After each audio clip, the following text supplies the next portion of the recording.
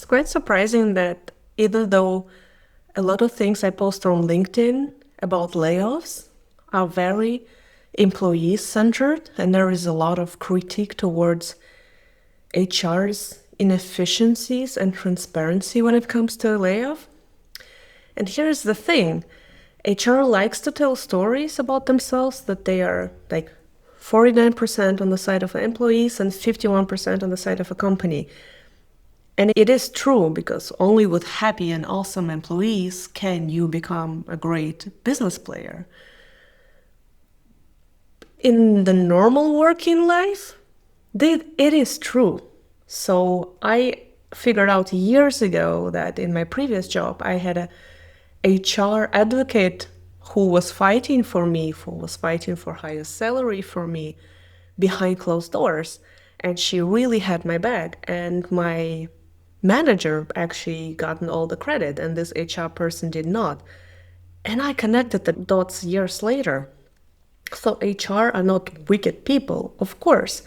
But a layoff, however, it is not normal working life. And in this situation, I want you to understand that when a company is laying you off, listening to HR and sharing too much with HR really doesn't help you. I'm going to walk you through exactly what HR is doing when they are planning a layoff with their executives. And once you see the mechanics, I hope you understand why trust in HR and opening up too much is not in your interest. So what's happening behind closed doors when the company is planning a layoff? They decide to cut a certain amount of cost, right? HR gets handed a number like the headcount, the salary budget, whatever the metric is, and their job is to hit it. And it has to be fast, it has to be clean, and ideally in Germany, as little legal exposure as possible and as little shitstorm happening out there in public. They also know which people they cannot afford to lose. So there are, how do you call them? Like structure relevant employees. And mostly it just comes from the directors. They tell you, okay, don't touch these people.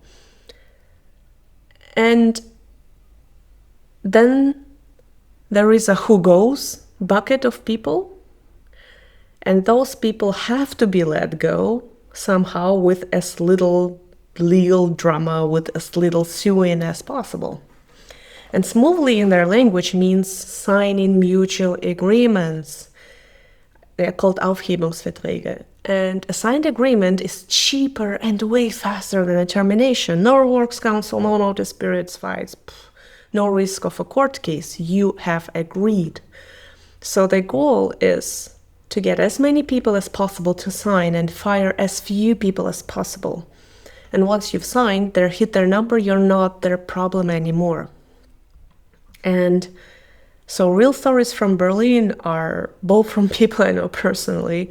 So the story is that this person was working at a fintech startup, and instead of a phone call, the company sent in a courier who has said, hey, I need this signed right now.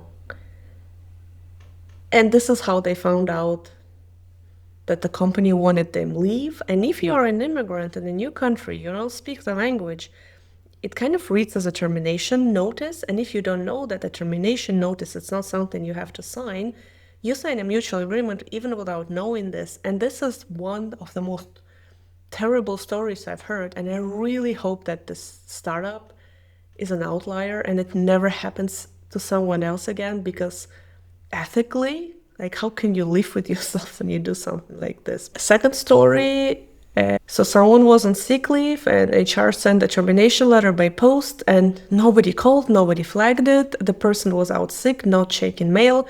And then when they checked their letters, the letter was sitting there and it was dated 26th of the month. And don't forget that in Germany you have 3 weeks from receiving a termination to take it to take it to court to sue. And the clock starts from the date of delivery, not the date you read it. And HR knew this. Like, they just let the other person be on sick leave without notifying her in any way. And this person lost 2 weeks and only had one super stressful week out of a sick leave to do something about this. And so time is a tactic, urgency is a tactic. And one more thing that a lot of people don't realize is that HR makes mistakes. So even in my own case, the calculation was off. So I had to go back there and say that the factor that they were using was wrong. And if you find a mistake that works in your favor, well, it's kind of cool, but also really make sure to read and do the math yourself. Because guess what? If you signed something and HR made a mistake there, they are most likely not going to redo it if it's in their favor. So what does it mean for you? Do not share anything personal with HR in a layoff situation. HR people are great when you're building a team, when you need support, when you're growing, all of that. They are great, really. I love HR people. But in a layoff situation, I've been searching for good stories in the German market. Nobody could tell me a good story where HR was just amazing, transparent, and super helpful.